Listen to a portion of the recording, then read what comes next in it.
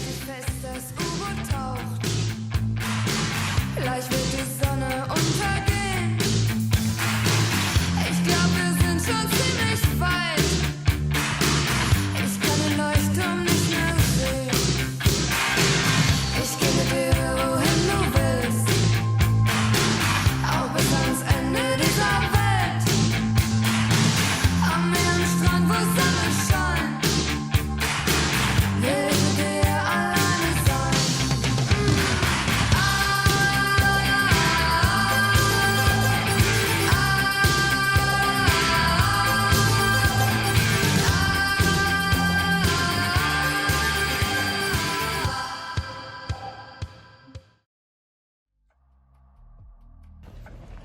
Bueno, tercer día por Berlín. Ahora voy para el edificio a visitar la cúpula del Reichstag. Y de camino paso por el edificio de la Embajada de Países Bajos, que tiene interesante es que fue un edificio diseñado por Rem Koolhaas. No recuerdo bien el año, pero es como uno que tenía en la lista por visitar.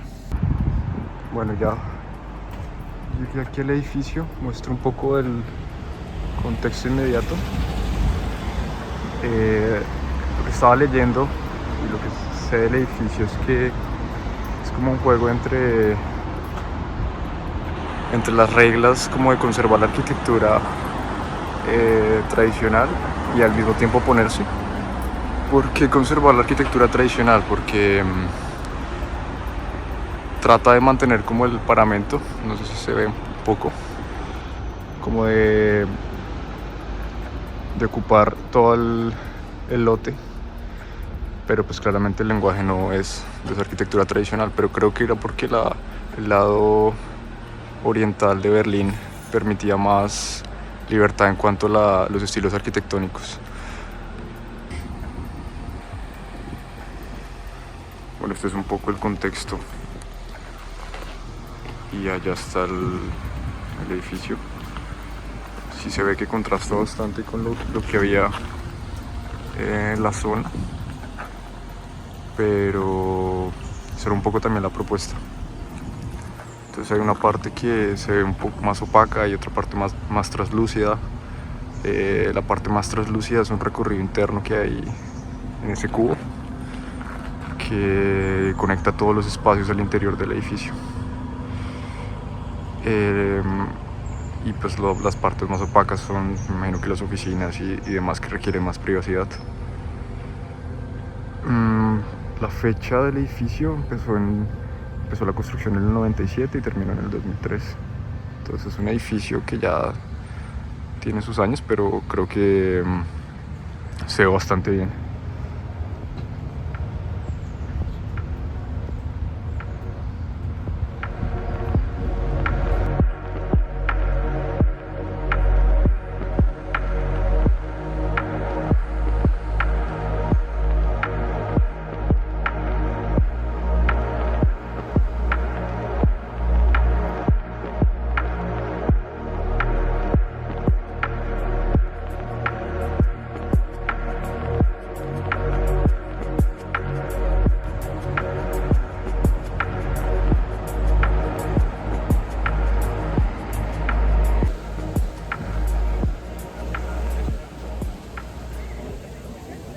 Bueno, la cúpula del Reichstag, o en sí el edificio, es un proyecto muy interesante al cual uno puede acceder gratuitamente. Simplemente pues toca hacer una reserva, ya sea por la página web o incluso yendo allá. Yo en la página web no habían disponibles, sin embargo pues en el lugar hay como una oficina donde reservé y había cupos para el día siguiente. Entonces, ¿qué se puede decir de este edificio? Uno realmente visita la cúpula, que es como el atractivo más interesante. Y hay una historia muy curiosa sobre todo lo que le ha pasado a este edificio. Yo creo que está muy relacionado con la historia misma de Alemania.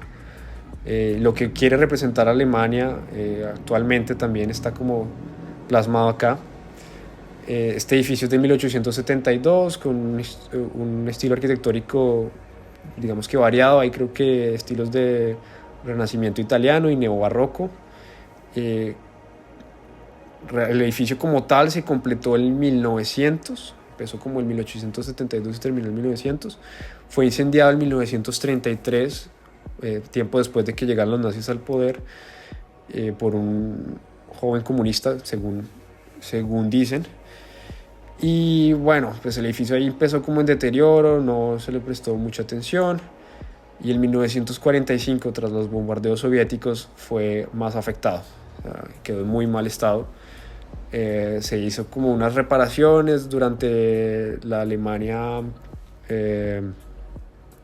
después de que Alemania fue dividida, durante este periodo, pero no fue hasta la caída del muro de Berlín, con la idea de la reunificación de Alemania y de que el Parlamento volviera a estar en este edificio, pues que era un acto muy simbólico, que se convocó a un concurso en 1991, que fue ganado por el arquitecto británico Norman Foster, uno de los representantes del high-tech y también uno de los arquitectos más importantes actualmente.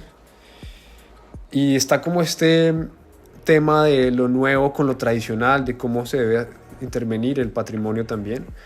Y Foster pues hace una propuesta un poco arriesgada, un poco no tan conservadora, que es proponer una nueva cúpula de 23.5 metros de alto con un diámetro de 40 metros, con una estética y una técnica nueva, siendo pues yo creo que muy acertado. Y también con esta idea de que la cúpula simboliza algo acá, porque está justo arriba de la sala de los parlamentarios. Entonces la ciudadanía está por encima, como viendo qué es lo que está sucediendo. Tiene como alguna especie de relación visual, es como algo más simbólico. Esta cúpula tiene una plataforma superior, uno asciende por una rampa y desciende por otra, y mientras va haciendo el recorrido pues tiene una visual muy interesante de toda la ciudad. Se puede ver que está sostenida por 24 perfiles de acero, los cuales también transmiten las cargas a 12 columnas de concreto, y estos perfiles de acero, pues además de sostener los elementos de vidrio, sostienen las rampas y la plataforma superior pues con unos elementos que aparentemente funcionan a tracción. No sé, me pareció muy interesante como toda esta solución técnica, la estructura y demás.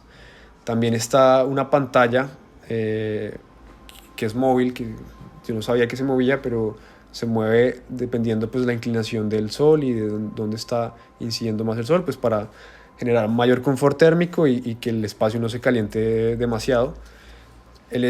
Otras cosas interesantes del edificio es que creo que en términos de bioclimática está muy bien resuelto. No sé muy bien cómo funciona la cosa, que el edificio también tiene unos paneles solares y que creo que es como 80% autosuficiente. Bueno, no, pues la verdad, además de pues, el edificio en sí o la cúpula en sí, el recorrido, lo interesante pues, es que es un punto panorámico muy bueno de toda la ciudad, a 360 grados, se alcanza a ver varios puntos. No es tan alto, pues, claramente como la torre de televisión, pero la visual y el recorrido creo que vale totalmente la pena. Por ahí, por lo que significa el edificio simbólicamente. También pues un ejemplo muy bueno de cómo intervenir también a edificios patrimoniales o edificios.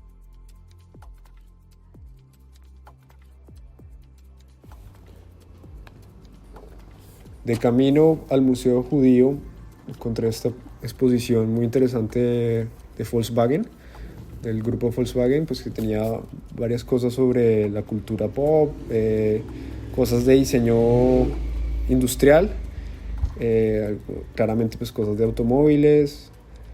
No sé, me pareció muy curiosa.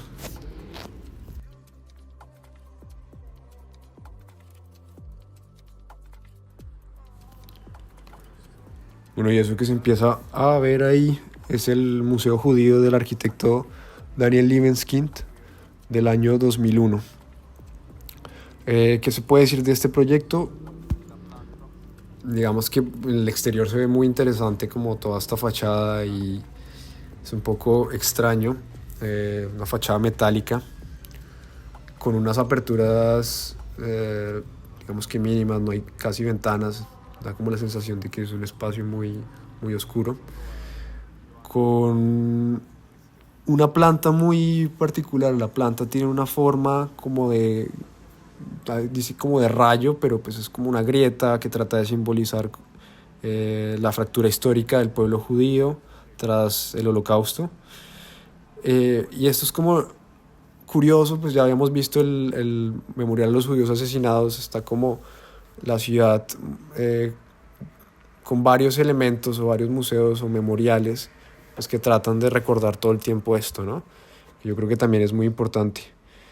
El concepto arquitectónico de Libeskind acá, pues ya dije lo de la grieta, como una fractura, pero también está este tema de los vacíos. Hay unos vacíos al interior del recorrido, como espacios totalmente, digamos que sin programa, sin nada, con unas pequeñas aperturas hacia el exterior, y esto trata un poco como de representar la ausencia, la memoria y el silencio, conmemorando pues todo esto que pasó. El contenido del museo, pues hay una parte como más reflexiva, hay unos espacios, como ya mencionaba, estos vacíos. Es un recorrido un poco extraño, me perdí un par de veces, no sabía bien en qué punto estaba ni cómo continuar, pero bueno, tiene varias cosas sobre la historia de los judíos en Alemania, que empieza como dice ahí que más de 2000 años, como objetos, documentos, todo pues relacionado con ellos y el papel de ellos a través de la historia. También el arte de algunos judíos, pero hay una parte que sí es como muy enfocada a lo que fue el Holocausto, las víctimas, los nombres de algunos. No sé si es un poco como fuerte ver eso, pero en general, o sea, pensé que pues era como más que todo este tema reflexivo, pero pues sí tiene otras partes, sí tiene diferentes atmósferas el museo. No tiene como esta misma atmósfera oscura todo el tiempo, que fue algo que no me esperaba.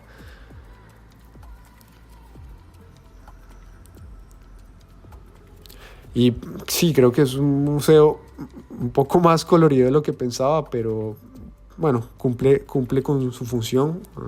También es gratuito, olvidé decirlo.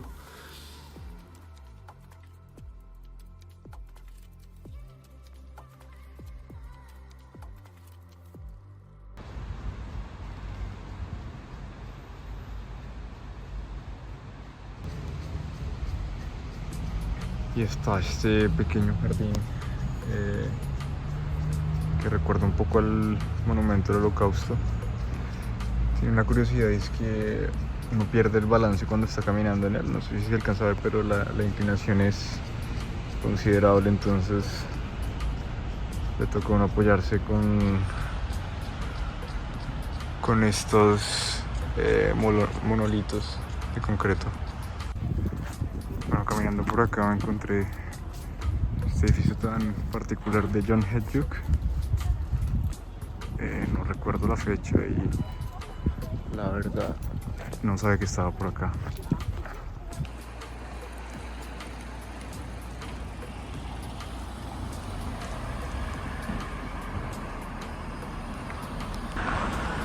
Bueno, y este edificio queda cerca al Checkpoint Charlie. Es como toda una manzana hecha por el arquitecto italiano Aldo Rossi. Bueno, ya estoy almorzándome un burrito.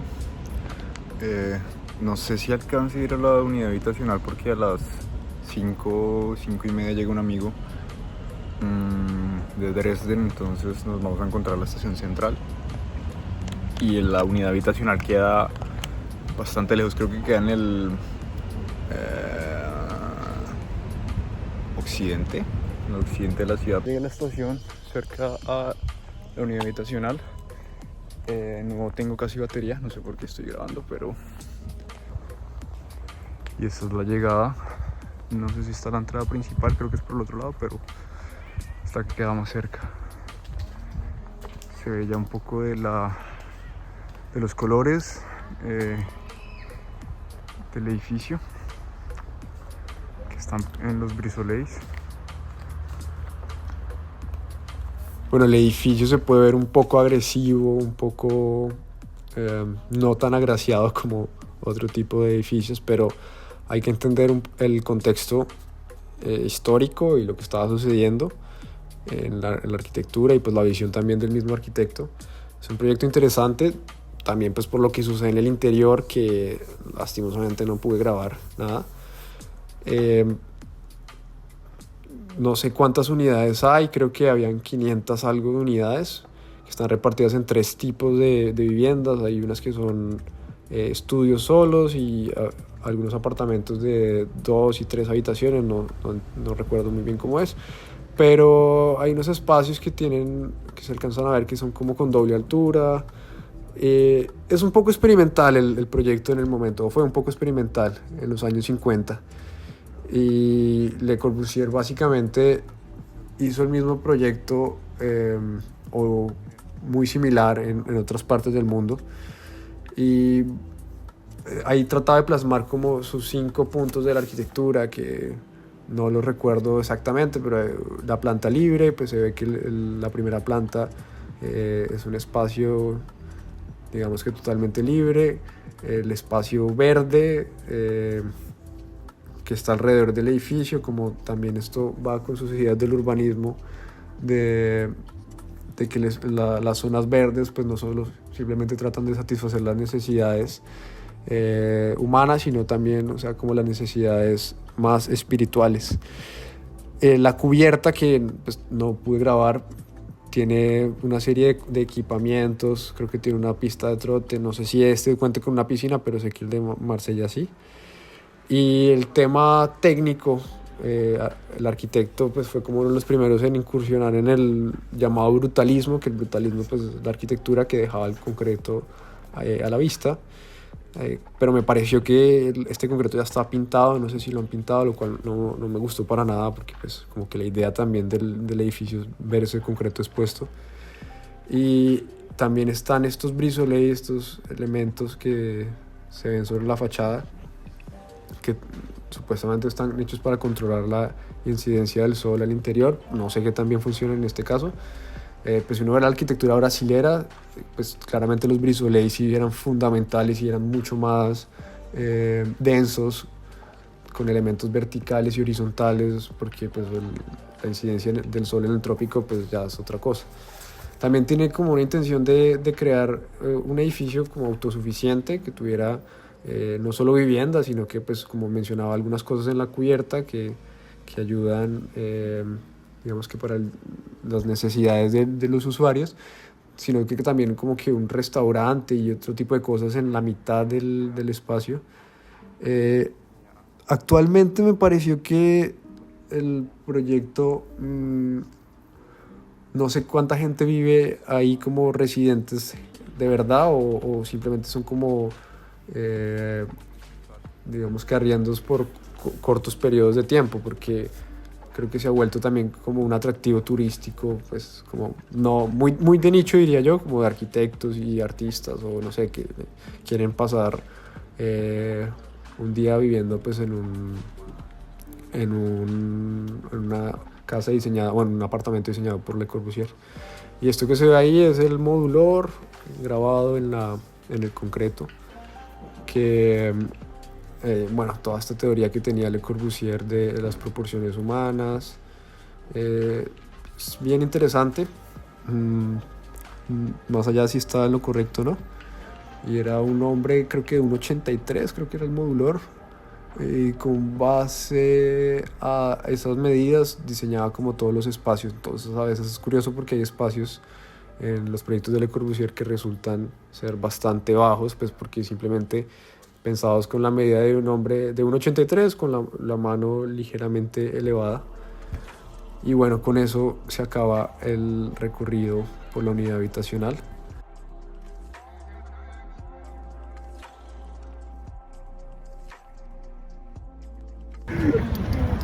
Bueno, estoy con un parcero, Hola.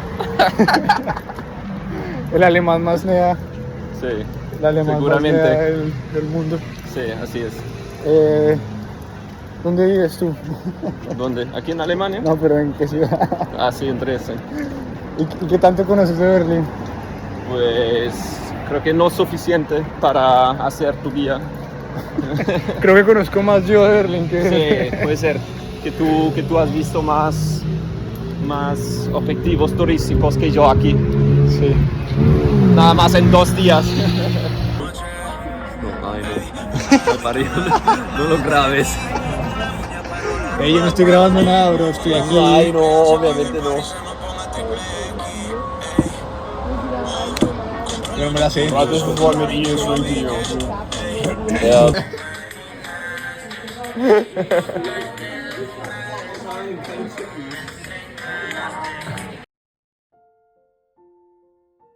Después de esas imágenes inéditas, el día siguiente fuimos con Melvin a visitar el Newest Museum, ese era el plan.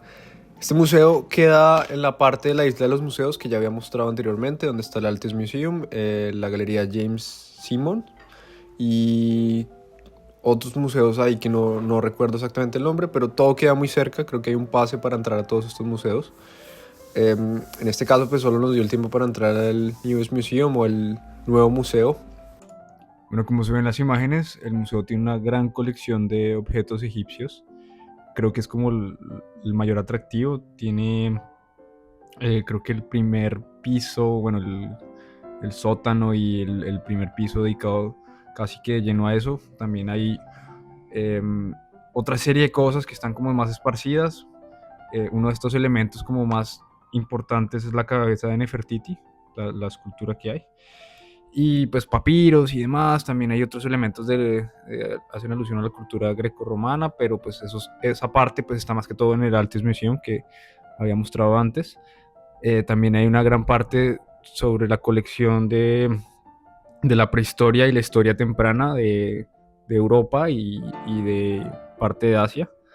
Hay objetos del Paleolítico, hay cráneos de neandertales, hay una gran serie de objetos, un museo muy variado que pues abarca, digamos que diferentes etapas. Incluso hay unos objetos de la Segunda Guerra Mundial. Y bueno, en cuanto al edificio, mientras sigo mostrando las imágenes, quisiera mencionar que el edificio fue terminado en el siglo XIX, en 1859. Es un edificio pues más neoclásico, yo diría, y fue muy afectado durante la Segunda Guerra Mundial, como gran parte de Berlín, especialmente por los bombardeos, lo que hizo que quedara casi que al abandono y no se le hiciera como mayor tratamiento por casi 50 años. Fue como en los años 80 cuando empezó como cierta labor de restaurarlo, de ver qué se podía hacer, pero hasta el año 2000 principios de los 2000 empieza un proyecto con el arquitecto David Chipperfield, el cual ya había mencionado, por restaurar el mismo. Aquí se ve cómo es el exterior. El concepto de Chipperfield es, primero, pues dejar algunas cicatrices de lo que dejó la guerra, porque eso también demuestra como la parte de la historia, no solo del edificio, sino de Berlín en sí mismo. Y así también interviene con una arquitectura que no es del todo una arquitectura así tan contemporánea, como podría ser lo que se vio con Norman Foster y la cúpula, sino que es una arquitectura que se adapta un poco más, pero tiene su lenguaje nuevo. Es un poco difícil de explicar, pero creo que cuando uno ve estas imágenes entiende, por ejemplo, esa extensión de la columnata. Está la columnata existente y anteriormente veíamos la columnata que él adicionó. Y con eso, pues ya estas eran las últimas imágenes en Berlín. Con Melvin nos íbamos a dirigir a la ciudad de Dresden, de donde es él. y ahí va a continuar el viaje. Ahí estuve unos días, 5 días, si no estoy mal. Entonces los siguientes videos serán sobre eso. Esto fue todo por Berlín, la verdad. Una ciudad increíble que quisiera volver a visitar, pero me voy muy satisfecho.